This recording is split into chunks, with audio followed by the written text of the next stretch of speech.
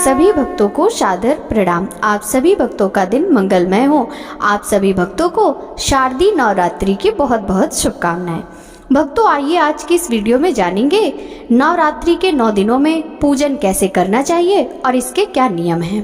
तो भक्तों, सर्वप्रथम आश्विन शुक्ल प्रतिपदा को ब्रह्म मुहूर्त में स्नान करें। उसके बाद घर के किसी पवित्र स्थान पर स्वच्छ मिट्टी से वेदी बनाएं।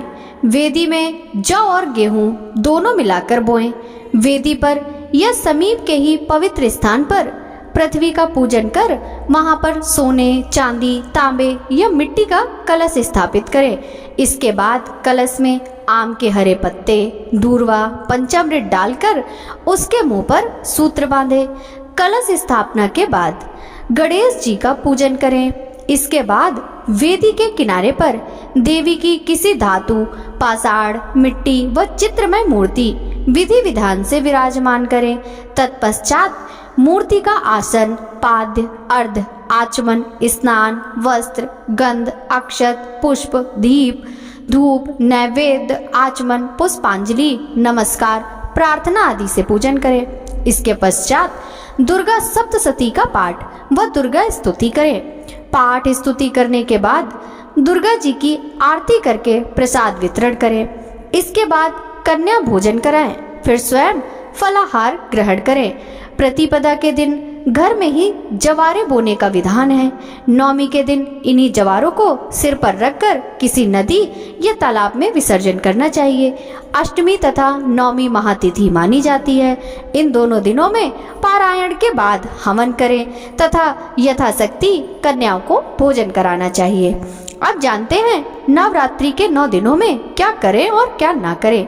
इन दिनों व्रत रखने वाले को जमीन पर सोना चाहिए, ब्रह्मचर्य का पालन करना चाहिए।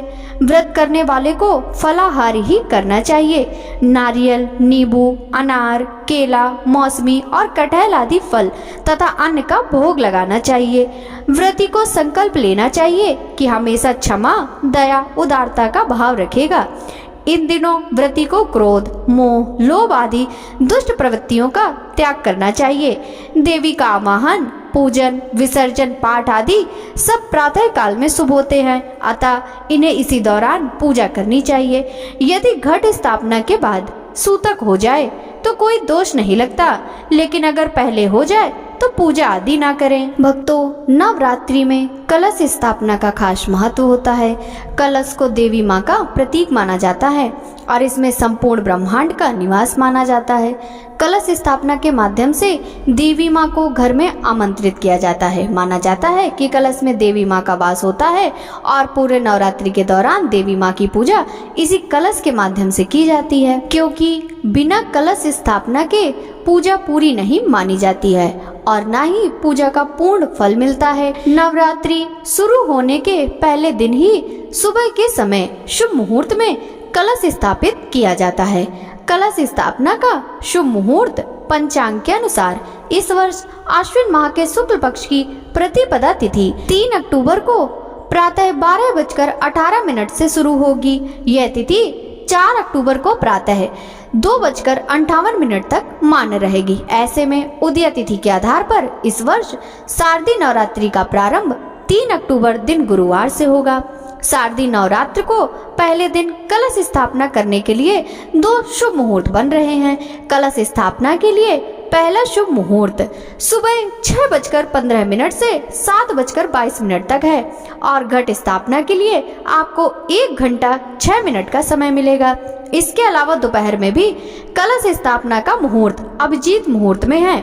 यह सबसे अच्छा समय माना जाता है। दिन में आप 11:46 में, दोपहर 12:33 के बीच में भी कलश स्थापना कर सकते हैं। दोपहर में भी आपको 47 मिनट का शुभ समय मिलेगा। अब जानते हैं इसकी विधि। कलश स्थापना के लिए एक साफ और पवित्र स्थान का चुनाव करें। यह स्थान पूर्व या उत्तर दिशा में होना चाहिए। कलश स्थापना के समय घड़े में चावल, गेहूं, जौ, मूंग, चना, सिक्के, कुछ पत्ते, गंगा जल, नारियल, कुमकुम, रोली डालें और उसके ऊपर नारियल रखें। घड़े के मुंह पर मौली बांधें और कुमकुम से तिलक लगाएं और घड़े को एक चौकी पर स्थापित करें। कलश को रोली और चावल से अष्टदल कमल बनाकर सजाएं। देवी माँ के मंत्रों का जाप करें और कलश में जल चढ़ाएं और धूप दीप करें। अब जान लेते हैं कलश स्थापना के नियम। नवरात्रि के पहले दिन कलश स्थापना के समय शुद्ध रहें। कलश स्थापना के दौरान मन में कोई भी नकारात्मक भाव नहीं होना चाहिए। पूरे नवरात्रि के दौरान कलश की विधि विधान से पूजा करें। शारदीय नवरात्र के दिन नौमी तिथि पर पूजा करने के बाद कलश का विसर्जन करें।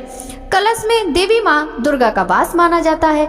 कलश स्थापना करने से लोगों का मन शांत होता है और आत्मविश्वास में बढ़ोतरी होती है। कलश स्थापना से सभी मनोकामनाएं पूरी होती हैं और दुर्गा माता का घर परिवार लोगों को सदा आशीर्वाद बना रहता है। इसके अलावा कलश स्थापना से घर में सकारात्मक ऊर्जा का संचार होता है। कलश स्थापना की विधि और नियम अलग अलग क्षेत्रों में थोड़े बहुत अलग हो सकते हैं। भक्तों, आशा करती हूँ कि आपको इस वीडियो से मिली जानकारी पसंद आई होगी। वीडियो पसंद आया हो तो वीडियो को लाइक जरूर कीजिएगा। सभी भक्तों को राधे राधे।